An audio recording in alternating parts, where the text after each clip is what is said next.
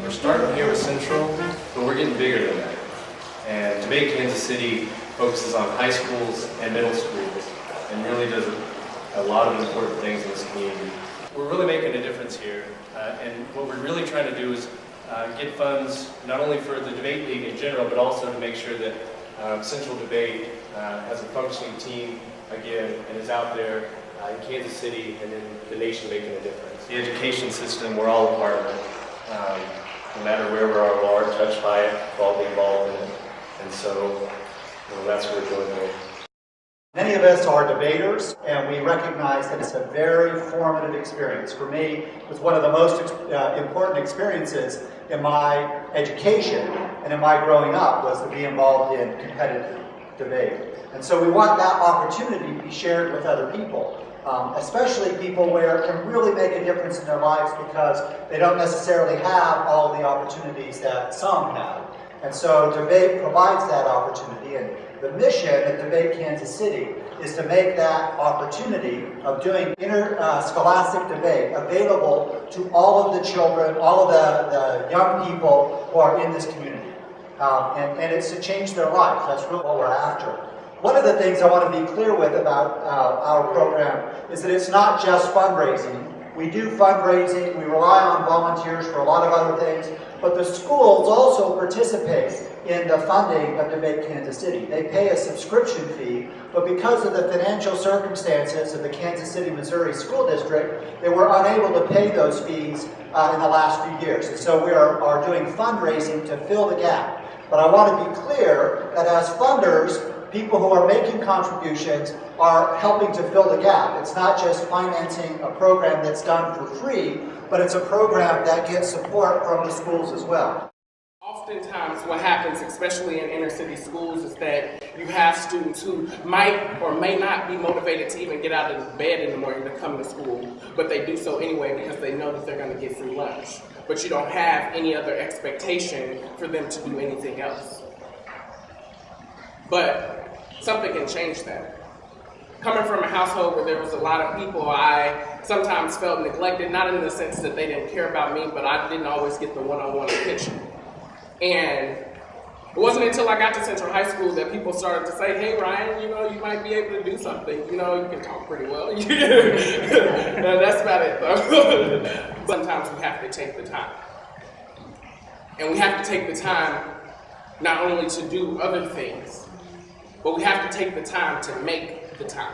It was Jane Rinehart who took the time to make the time. And when she took the time to make the time, she dedicated not only herself, but her body, her soul, her life to urban debate. And that gave us life. What happens when you're fighting for so much more than just yourself? What happens when you fight for those who put their power, put their trust, put their soul into your career and into your life?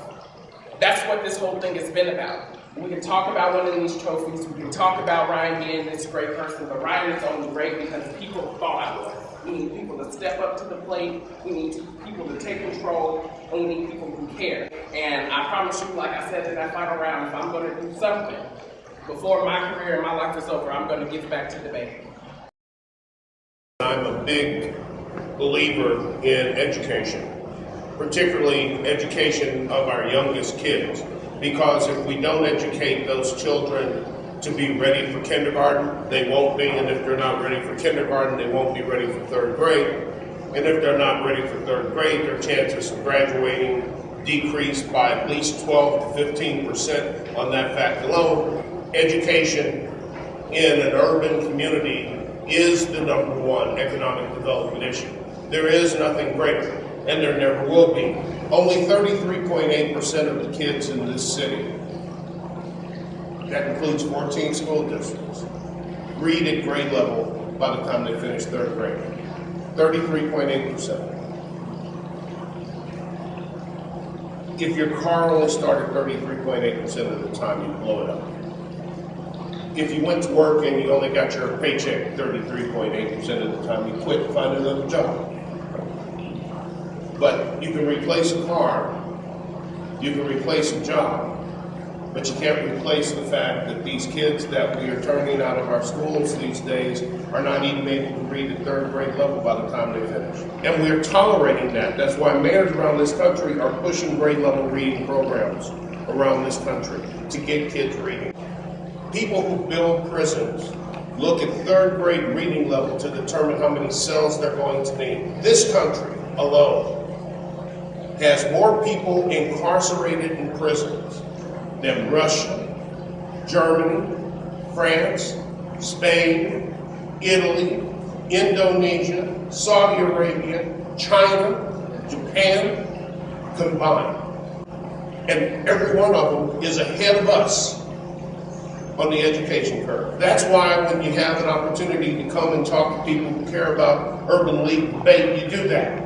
You do that because that's a portal, that's a way for kids who otherwise might not have an opportunity to be engaged in something that A, requires a fundamentally sound education. You can't be a debater if you can't read. It's very difficult. You may be very smart, you may be very intellectual, but you cannot be a debater if you cannot read. Lord knows, well, you couldn't be a mayor if you couldn't read. How do you? You never know. Urban education leading to outcomes like Ryan is what we're striving for. Every single child can meet the expectations you set, but if they start off with people going, oh, you've got no real chance of surviving or doing anything because you live in a poor area where there's violence, well, that's what they will aspire to, is not much. But this young man aspired to quite a bit. Others in this city have aspired to quite a bit. Debaters in this city have acquitted themselves well around the country and done great things for the city in terms of agenda. We know it can be done because we see the people here who have actually done it. We have decided that although our education system in so many ways is in dire need of improvement, that instead of doing those things that kids actually like, instead of being sensitive to your customer, the child in the school, and having music, having art, having debate, we've decided in our infinite wisdom to start cutting those things out. That's just bass backwards. Something has to change, and it's people like you pushing for that change that will make it happen. This was Jazz on the Ledge, and as you can tell, we're in a lobby. Upstairs, we'll have a special treat by these musicians who are amazing. They're going to do some of their course.